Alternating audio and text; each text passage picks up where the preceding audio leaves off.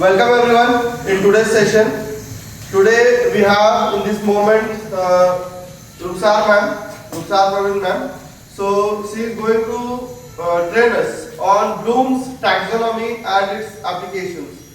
So I request everyone to listen her and try to gain something with this training and implement in your teaching skills. So I heartily welcome Mrs. Ruksar Praveen miss. Please start ma'am. Thank you, sir. Myself is Sarpali, and my topic is Bloom taxonomy and its application. सबसे पहले जानते हैं Bloom के बारे में थोड़ा सा क्या है। तो ब्लूम का पूरा नाम था बेंजामिन ब्लूम। ये थे अमेरिका के और ये मनोवैज्ञानिक थे। इनका जन्म 1913 में हुआ था। इन्होंने अपनी पुस्तक प्रकाशित की थी।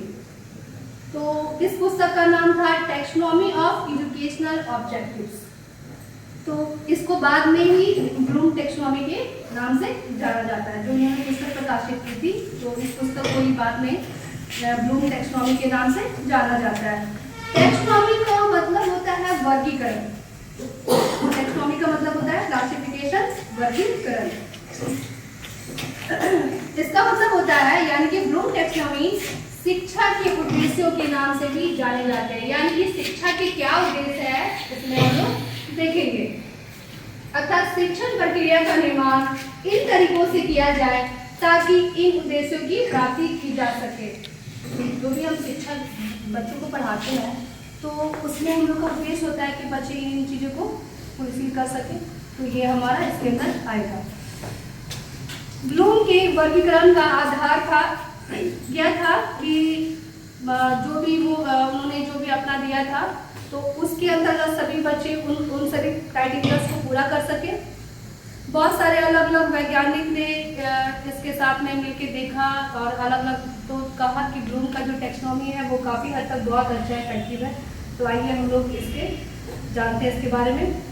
ब्लूम ने शैक्षिक गतिविधियों को 3 डोमेन्स में डिवाइड किया था। तो इमेज दिखाइए। ये है हमारा 3 domains, cognitive, reflective and psychomotor.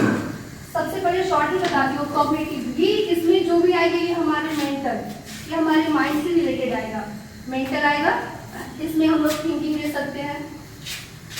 Skills इसमें थिंकिंग स्किल्स आएंगी, मेंटल आएंगे, थिंकिंग ये सारी चीज़ें आएंगी। और इफेक्टिव डोमेन है ये हमारे हार्ट से रिलेटेड होता है। यानी कि इसमें जो भी क्रियाएं आती है वो हमारे दिल से, वो हमारा दिल से रिलेट होता है। ये इसमें हमारी फीलिंग्स भी आती हैं। और थर्ड डोमेन से साइकोमोटर। साइकोमोटर कहेंगे हमारे एक्शन से, हमारे डूइंग से, हमारे कार्य करने की तरीकों से आएगा। तो सबसे पहला हमारा क्या है कॉग्निटिव डोमेन। इसके बारे में हम जानते हैं कि इसके अंदर क्या क्या है, क्या चीजें हैं ये कॉग्निटिव डोमेन। ज्ञान पक्ष का विकास ब्लूम के द्वारा 1956 में किया गया। ये जैसा कि मैंने बताया, यह पक्ष ज्ञान तथा सूचनाओं को संग्रह करना, उसका उपयोग करने से संबंधित है। ये हमारे मस्तिष्क से जुड़ा हुआ, मैं पहले ही बताई कि ये हमारे माइंड से जुड़ा होता है। इसमें मस्तिष्क से संबंधित सभी क्रियाओं को समावेशित किया गया है। इस पक्ष में सूचनाओं, तथ्यों, सिद्धांतों की जानकारी दी जाती है। यह मानसिक क्षमताओं से संबंधित होता है। इसका उद्देश्य होता है सरल से कठिन तथा लो लेवल से हाई लेवल की ओर जाना। हम बच्चों को कभी भी कुछ भी पढ़ाते हैं, वो अचानक से अगर मुझे क्रिकेट पढ़ाना है बच्चों को, छोटे बच्चों क्लास में, और वो जैसे अभी घर से स्कूल के तौर आया है, क्लास में आया है, उसको क्रिकेट के बारे में पढ़ाएंगे, क्या उसे समझ आएगा क्रिकेट क्या है क्या नहीं। तो सबसे पहले उसको बताएंगे, खेल के बारे में समझाएंगे कि हम किन किन चीज़ों से खुश होते हैं बच्चे। तो बताइए खेल से बच्चे लोग खेल से बहुत ज़्यादा ये कोरिलेट करते हैं, तो वो बताएंगे खेल के बारे में। तो अब हम बताएंगे कि अच्छा बच्चे खेल आपको अच्छा लगता है, तो अब खेल में भी हम बताएंगे उसको कैसे समझा रहे हैं। देखिए लो लेवल से जा रहे हैं हाई लेवल के, पहले खेल बताएं बच्चों को। अच्छा अब खेल के बाद हम बताएंगे अब खेल में कितने प्रकार के होते हैं, बच्चे बताएंगे 2 टाइप्स, इंडोर आउटडोर। अब बताएंगे इंडोर में क्या क्या आते हैं, वो बच्चे बताएंगे। फिर बच्चों को बताएंगे कि आउटडोर में कौन कौन से गेम्स आते हैं। जब हम आउटडोर के बारे में बताएंगे तो उसमें बताएंगे हमारा अब बताइए कुछ आउटडोर गेम्स के एग्जाम्पल देंगे बच्चों को। तो उसमें बच्चे क्रिकेट बताएंगे, फुटबॉल बताएंगे, तो तब हम उसको टॉपिक पे लाएंगे कि अब हम क्रिकेट के बारे में पढ़ेंगे। यानी कि हमें बच्चों को जब भी पढ़ाना है तो उनको लो लेवल से हम हाई लेवल के, उसको अचानक से उस चीज़ की तरफ नहीं है, उसको धीरे उसके माइंड से खुद वो जोड़ते जाएंगे हमारी चीज़ों को कि बच्चों को पढ़ाना क्या है। तो यहाँ पे मेरा इमेज निकालिए, नेक्स्ट इमेज।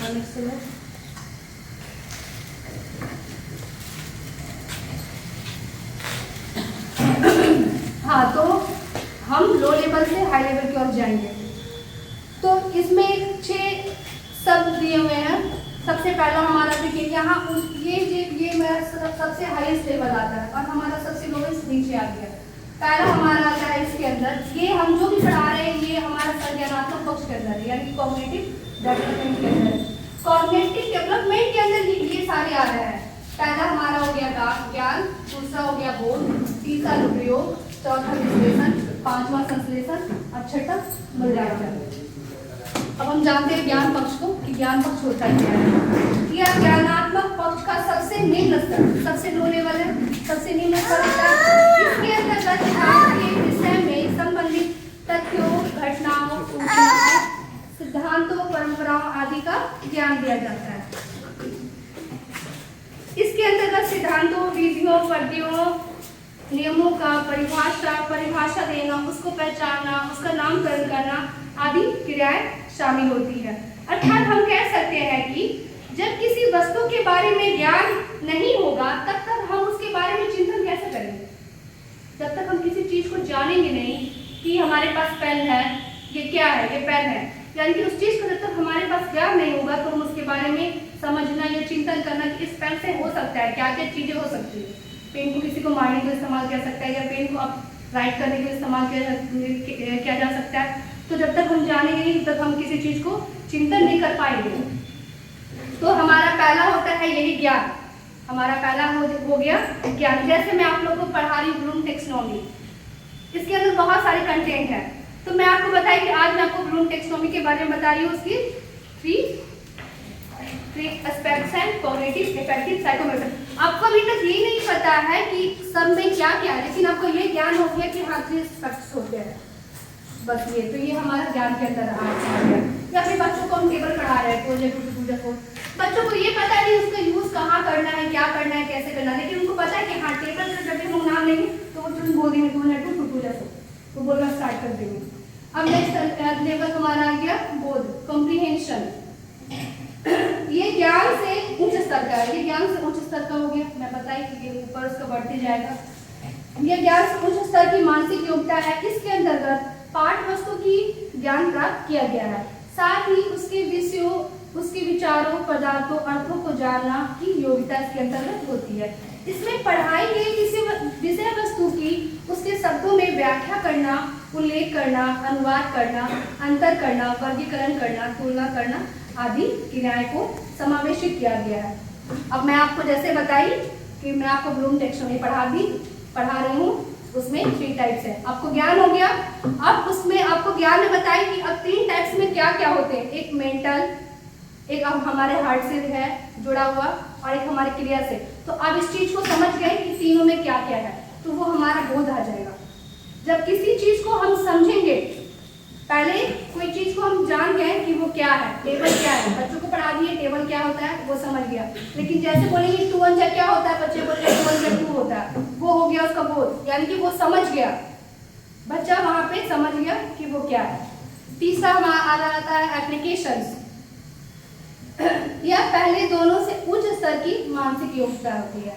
प्रयोग के लिए ज्ञान और बोध दोनों के लिए होना चाहिए। जब तक हमें किसी चीज का ज्ञान नहीं होगा और जब ज्ञान हो जाएगा और उसको जब तक समझेंगे नहीं तब तक उसका प्रयोग कैसे कर पाएंगे। तो हमें प्रयोग करने के लिए इन दोनों चीजों को होना बहुत ही आवश्यक होते हैं। यदि कोई छात्र किसी सिद्धांत का ज्ञान और बोध प्राप्त कर चुका है तो उसका उपयोग भी भली भांति से कर सकेगा। जब उसे ज्ञान हो गया कि क्या है और कोई प्रिंसिपल्स दिए हुए हैं उसको समझ गया, तो अब वो उसका आराम से कोई उसको क्वेश्चन दिए जाएंगे तो उसको आराम से कर लेगा।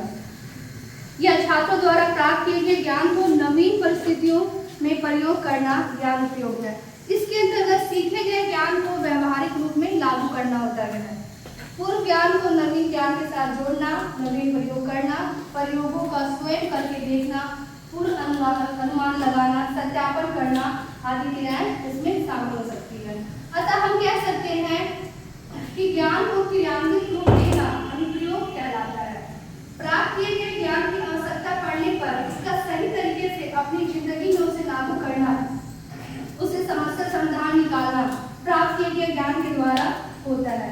यह ज्ञान कौशल में परिवर्तित कर देता है। यह मार्ग छात्रों को अनुभव प्रदान करने, उसके सहायता करने के लिए होता है। जैसे मैं बताई बच्चों को पढ़ाई एडिशन, सब्ट्रैक्शन, मल्टीप्लिकेशन, बच्चा समझ गया क्या होता है, उसको बड़े से समझ गया। अब उसको अप्लाई कैसे करेगा? वो शॉप में कुछ सामान खरीद लेगा, छोटा बच्चा शॉप में सामान खरीद लेगा, 5 रुपये का सामान खरीद लेगा, तो अगर उसको 10 रुपीज़ दे देते हैं, तो जब वो 5 का सामान खरीदा उसको 5 रुपये वापस मिले। तो वहाँ वो अप्लाई किया कि हम 10 रुपये मुझे मिले जरूर है, लेकिन मुझे यहाँ 5 ही देना है। तो यहाँ वो अप्लाई किया, वो समझ गया कि मुझे क्या है क्या नहीं है। ये हमारा आता है एप्लीकेशन में। नेक्स्ट है हमारा विश्लेषण। यह ज्ञानात्मक पक्ष का चौथा महत्वपूर्ण उद्देश्य है। पूर्व के दोनों उद्देश्यों की प्राप्ति के बाद इस उद्देश्य की प्राप्ति किया जा सकता है। इसके अंतर्गत किसी नियम, सिद्धांत, संप्रत्यय विश्लेषण कर उसे निर्मित करना, तथ्यों की पहचान की जा सकती है। विश्लेषण में किसी सिद्धांत या समस्या के तत्वों को, भाग को एक खोलने अतः संबंधों को बताने, उस पर बल दिया जाता है। इसके अंतर्गत विषय वस्तु को विभक्त करना, तत्वों का विश्लेषण करना, संबंधों का विश्लेषण करना, यानी कि अलग अलग करके तोड़ को बताना होता है। अर्थात हम कह सकते हैं कि तोड़ना यानी किसी भी प्रकरण को समझने के लिए उसे छोटे छोटे भागों में विभक्त करना होता है। नवीन ज्ञान का निर्माण करना तथा नवीन विचारों की खोज करना होता है। यह विचार समस्या समाधान में सहायक होता है, साथ ही तोड़ तोड़कर विषयों के बारे में जानना होता है। ये हमारा विश्लेषण का मतलब ये होता है कि कोई प्रकरण दिया हुआ है, सपोज दैट हम सीक्रेट एग्जाम दे रहे हैं, अगर बाय द वे उसमें हम फेल हो गए, हमारा मार्क्स कम आया, जितना हमें लाना था उतना नहीं ले पाए, तो अब हम देखेंगे कि क्यों हुआ, हम क्यों फेल किए। सीडीपी में हमारा अच्छा गया तो फिर हमारा ईपीएस में खराब गया, यानी कि वहाँ हमारा तैयारी नहीं था, उसको देखें। दूसरी बात है पैसेज, अगर हमारा टाइम कम हो गया, 30 क्वेश्चन छूट गया, 30 क्वेश्चन क्यों छूटा हमारा, यानी कि टाइम मैनेजमेंट हमारा सही नहीं था, यानी कि मुझे अब उस पर भी काम करना होगा, यानी कि यहाँ पे आपको चीज़ों को अलग अलग तोड़ के आपको समझना होगा। सपोज दैट इसका एक और एग्जाम्पल है, जैसे कि कोई 3 वाक्य पढ़ रहा है, ये तीनों अलग अलग वाक्य है। जैसे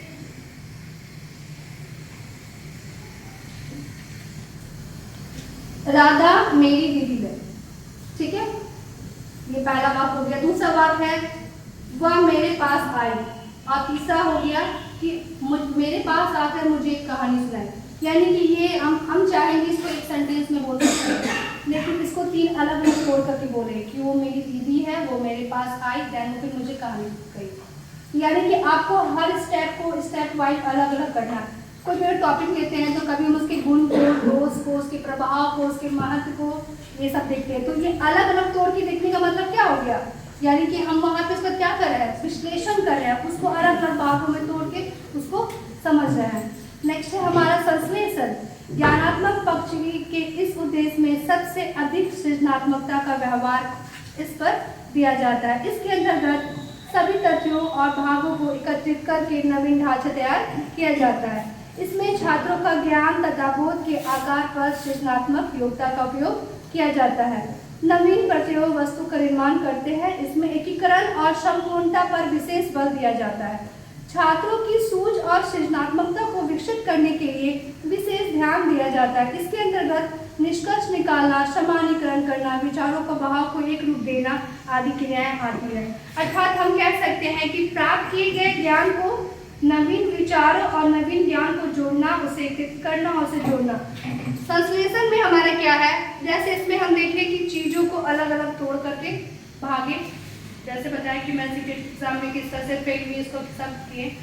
अब इसमें क्या है, इसमें सबको एक जगह आपको जोड़ना होगा, इसमें चीज़ों को अलग अलग नहीं करना होगा। सपोज दैट जैसे मैंने एक लास्ट में एग्जाम्पल दिया था कि राधा मेरी दीदी है, वो मेरे पास आई, तीसरा लाइन था हमारा, और मुझे आके एक कहानी कही। तो उसको हम एक शब्द में कह सकते हैं कि मेरी दीदी मेरे पास आके मुझे एक कहानी सुनाई, एक शब्द में हो गया ना। यानी कि इसमें जब इस स्टेज को पार करेंगे तो इस स्टेज में हमें काफी कुछ ज्ञान हो चुका होगा। इस ज्ञान के तौर पे हमें एक नवीन ज्ञान को निकालना है इसमें, और उसको अपने शब्दों में सामान्यीकरण करना है, यानी कि इसमें एक नया कुछ प्रोडक्ट आपको निकालना होता है। लास्ट में हमारा आता है मूल्यांकन।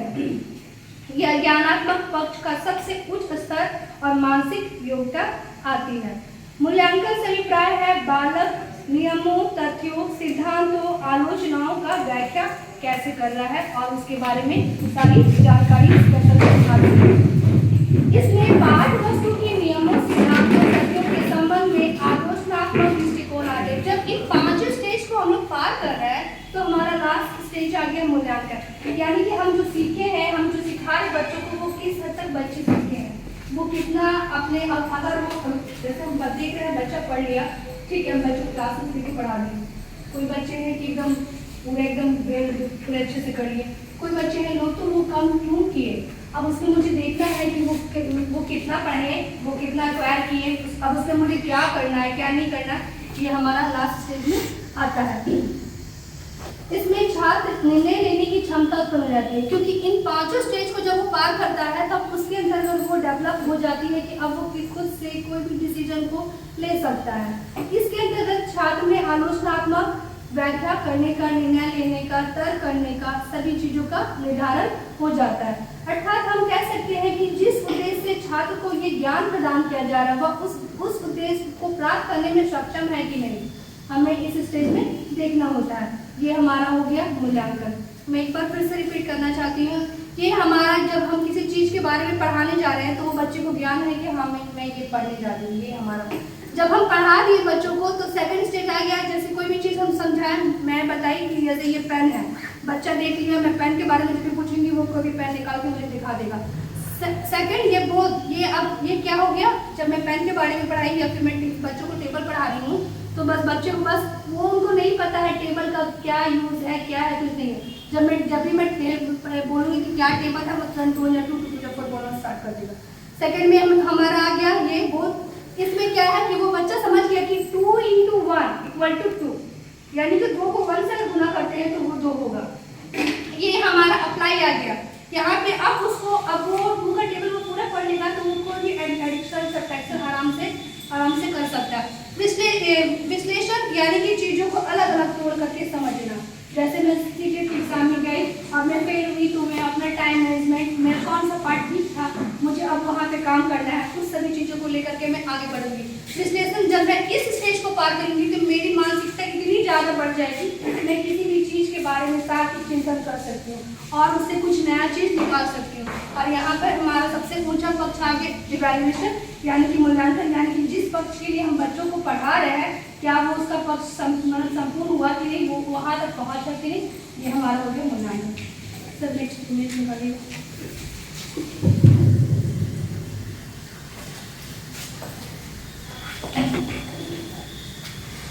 ये मैं बताई कि जब भी हमारा जो ब्लूम टैक्सोनॉमी है वो हमेशा लो ऑर्डर से हाई ऑर्डर, इसको 3 हेड्स भी बोलते थे। ये हमारा लो ऑर्डर हो गया, यानी कि इसको हम ये नॉलेज, कॉम्प्रिहेंशन एंड एप्लीकेशन, इसको लॉट्स भी बोलते हैं, लो ऑर्डर थिंकिंग। और एनालिसिस, सिंथेसिस एंड इवैल्यूएशन इसको बोलते हैं हॉट्स, यानी कि high order thinking skill. Next image से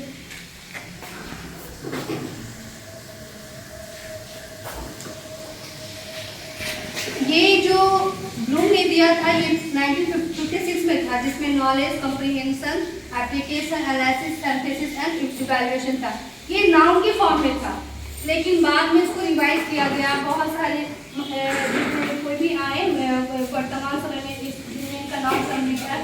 ब्लूम के वर्गीकरण को संशोधित करने के लिए एंडरसन और क्रिकवेल ने दिया। उन्होंने वर्तमान की आवश्यकताओं को देखते हुए ब्लूम टैक्सोनॉमी में कुछ परिवर्तन किए, जिसे रिवाइज ब्लूम टैक्सोनॉमी के नाम से जाना जाता है। ये मेरा हो गया रिवाइज ब्लूम टैक्सोनॉमी। ये हमारा पहले का था और ये हमारा बाद का।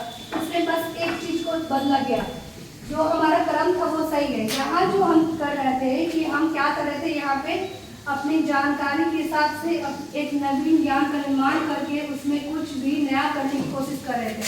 तो उनको लगा कि ये हमारा सबसे हाई लेवल का है, ये तभी हम कर सकते हैं जब हमारे अंदर सारे डेवलप हो जाएंगे, तभी हम किसी नई चीज में पहुंचेंगे।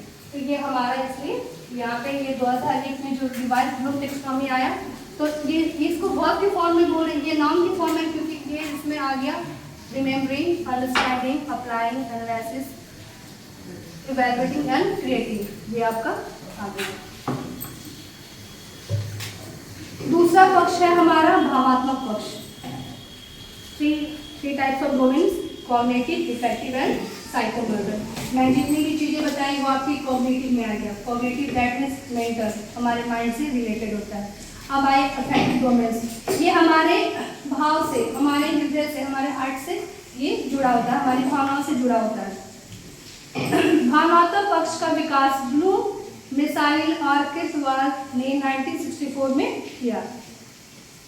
इस पक्ष में उन उद्देश्यों को लिया गया जो मनुष्य के हृदय व भावना से संबंधित होता है, अर्थात छात्र की रुचि, उसकी अभिवृत्ति, उसके मूल्य आदि व्यवहारगत परिवर्तन इसके अंतर्गत आते हैं। इसके अंतर्गत 5 पार्ट बताए गए हैं। पहला होता है ग्रहण करना, दूसरा अनुक्रिया, तीसरा अनुमूल्यन, चौथा संगठन और पांचवा हो गया आपका मूल समूह का विशेषीकरण। यानी कि ये जो भी क्रियाएं आएंगी ये आपके हार्ट से रिलेटेड आएंगी। The third part is psychomotor domains, ये हमारा लास्ट डोमेन था, तीसरा डोमेन है। ये इसके अंतर्गत जो भी क्रिया आएंगी वो हमारे हैंड से रिलेटेड होगी। इस पक्ष का संबंध शारीरिक क्रिया के प्रशिक्षण व कौशल से होता है। इसमें इंद्रियों के समन्वय में विभिन्न क्रियाओं तथा कुशलता का प्राप्त करना इसका उद्देश्य होता है। इसमें पहला आता है उद्दीपन। आप किसी को पता है उद्दीपन क्या होता है? बता सकते हैं? Yes. कोई भी बता सकते हैं? ठीक है, मैं बताती हूँ। उद्दीपन से आशय कुछ ऐसी वस्तु है जो हमें अपनी ओर आकर्षित करती है। सपोज दैट जैसे में भूख लगने पर क्या होता है हमारा प्रतिक्रिया? लगता है कि कुछ खाएं। जब भी हम या स्कूल का बैल बजा, बच्चे पढ़ रहे हैं, डायरी पीरियड कंप्लीट हो गया, सब बच्चे डायरी साइंस सब तो कंप्लीट में, अब वो बच्चे वेट कर रहे हैं। जैसे बैल बजेगा वो तुरंत अपना बैग लेंगे और निकालना स्टार्ट कर देंगे। तो ये हमारा ये हुआ। दूसरा हमारा होता है कार्य करना, मैनिपुलेशन। उस उद्दीपन के प्रति क्रिया हमको कार्य करने को मजबूर करती है। बैल बजेगा तो क्या बच्चे बैठे रहेंगे? नहीं। या हमें भूख लगेगी तो क्या करेंगे? मैं भूख को बर्दाश्त करके बैठूंगी? भूख लगेगा तो मैं जाऊंगी कि मुझे खाना खाना है, तो उस कार्य को करने के लिए मुझे वहां पे मजबूर कर रहा है, मुझे कार्य करना ही पड़ेगा। तीसरा आता है हमारा नियंत्रण। उस क्रिया पर हम नियंत्रण रखने का प्रयास करते हैं। अब भूख लगा है, ठीक है, अब ये नहीं कि अब जैसे सपोज दैट अगर कहीं लाइन में लगे हुए हैं होटल पर, कहीं खाने गए ठेला वाला पे भी, तो अभी भूख लगा, मुझे खाना है, तो मैं धक्का मार दूं, अब तुम हटो, मुझे खाना है। नहीं, आपको रुकना होगा। ठीक है, मुझे भूख लगा है, अब मैं वहां पे पहुंच गई, लेकिन मुझे अपने समय का वेट नहीं, अपने आप पे कंट्रोल रखना होगा कि मुझे कंट्रोल करना है। तीसरा आता है हमारा समन्वय, कोऑर्डिनेशन। इसमें नियंत्रण करने के लिए हम उद्दीपन और कार्य के मध्य समन्वय स्थापित करते हैं। यानी कि ठीक है, मुझे भूख लगा है, सब कुछ है, लेकिन थोड़ा सा पेशेंस रखो, पेशेंस रखना होगा, आपको समन्वय स्थापित करना पड़ेगा। किसके बीच? आपके उद्दीपन यानी कि आपके भूख और आपके कार्य करने के बीच, उसके बीच जो समन्वय स्थापित होगा वो हमारा आएगा कोऑर्डिनेशन। स्वाभाविक, जब हम आसानी के साथ हर परिस्थिति और उनमें समन्वय स्थापित कर पाते हैं तो वो हमारा स्वभाव होगा। जब हम किसी भी काम को करते हैं तो हमें आसानी से अपनी परिस्थिति को एडजस्ट करना होगा। जब तक हम नहीं सीखेंगे कि ये हमारा स्वभाव है, ठीक है, ठंड लग रहा है, मुझे जैकेट पहनना है, वो मुझे कोई बोलेगा नहीं, ठीक है, मैं रूम में हूँ, रूम हीटर चल रहा है, कोई बात नहीं, लेकिन जैसे मैं रूम से बाहर जाऊँगी मैं तुरंत जाके जैकेट, कोई मुझे बोलेगा नहीं। वहाँ पे भले लोग खड़े हैं, 10 जैकेट आऊँगा, मैं फटाक से उठा के पड़, क्योंकि ये मेरा स्वभाव है, ये मुझे करना होगा। स्वभाव। नेक्स्ट आता है, पांचवा है आदत। स्वभाव में आने के पश्चात हम वही क्रिया और प्रतिक्रिया को हमेशा करते हैं जो हमारे अंदर यानी कि आदत होता है। अब हम जो हमारा फॉर्मेशन, जो हमारा आदत हो गया, उसको हमेशा बार बार वही को दोहराते रहेंगे। तो ये हमारा था।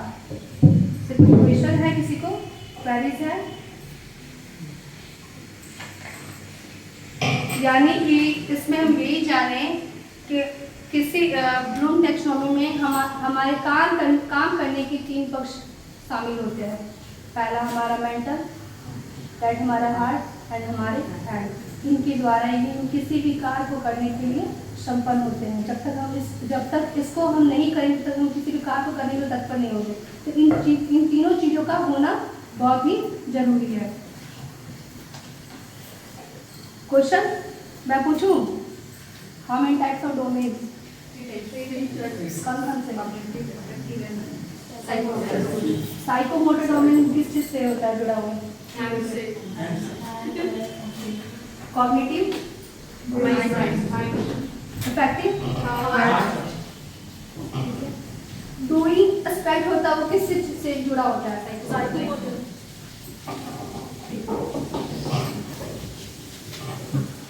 ओके। जैसे आपने कॉग्निटिव एस्पेक्ट्स के बारे में बात की जो है, तो उसमें कॉग्निटिव में क्या, जैसे हमारे ब्रेन 2 हिस्सों में बटे होते हैं, left hemisphere and right hemisphere, और दूसरा है ब्रोका एंड वर्निका।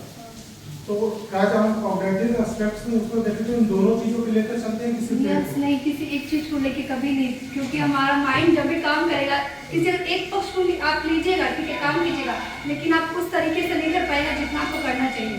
थिंकिंग यानी कि आपको पूरे माइंड को लगाना होगा। जब तक अपना दिमाग का इस्तेमाल नहीं करेंगे, माइंड 2 पार्ट में बैठा होगा, तो किसी एक पार्ट को लेंगे, एक को छोड़ेंगे तो वो कहीं ना कहीं लैक होते जाएगा। तो आपको दोनों को लेके चलना होगा। ये नहीं करने का मतलब ये या तो ब्रोका या वर्निका पक्ष को लेकर चलेंगे, क्योंकि दोनों के 2 हिस्सों में हमारी ब्रेन जो है डिवाइड हुई है। फिर उसके बाद क्या है, हमारा लेफ्ट हेमिस्फीयर और राइट हेमिस्फीयर, ये भी 2 हिस्सों में बटा हुआ है। तो कहने का मतलब जब हम एक साथ अगर इनका अध्ययन करें तो क्या पर्टिकुलर लेफ्ट हेमिस्फीयर को लेते हैं या वर्निका को लेते हैं या राइट हेमिस्फीयर नो थिंकिंग जब भी होता है वो हमारे पूरे माइंड से जुड़ा होता है। वो किसी एक को लेंगे, किसी एक को छोड़ेंगे, वो हमारा थिंकिंग उस तक पहुंच नहीं पाएगा जहां मुझे चाहिए, उस लेवल तक। हाँ, वो मुझे, तो उसके लिए मुझे अपने पूरे दिमाग को लगाना होगा, ठीक है। Okay, anyone have any queries? Okay.